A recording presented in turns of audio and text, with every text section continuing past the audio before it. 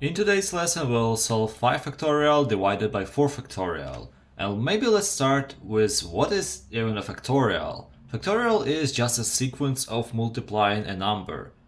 For example, let's take a look at 3 factorial as an example. This will be 1, it always starts with 1, times 2, times 3. That is what 3 factorial is. So we get just 6, it's pretty simple. And as you can expect, these numbers can get really big. Not in this case though, but if you just calculate it manually, it's like 1 times 2 times 3 times 4 times 5. As you can see, it's pretty difficult to calculate even right now.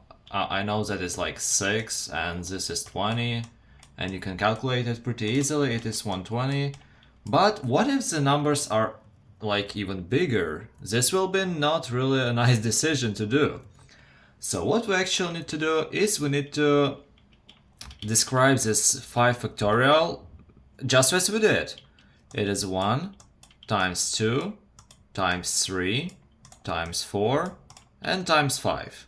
Simple.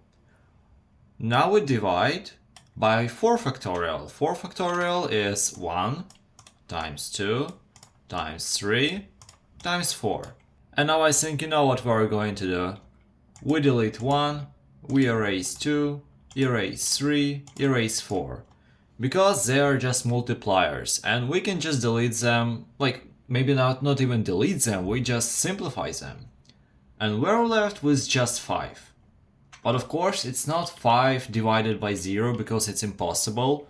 It's 5 divided by 1. Of course we can just multiply anything by 1 and like it will stay the same, so we just get 5 divided by 1, or we just get 5. And that is that simple.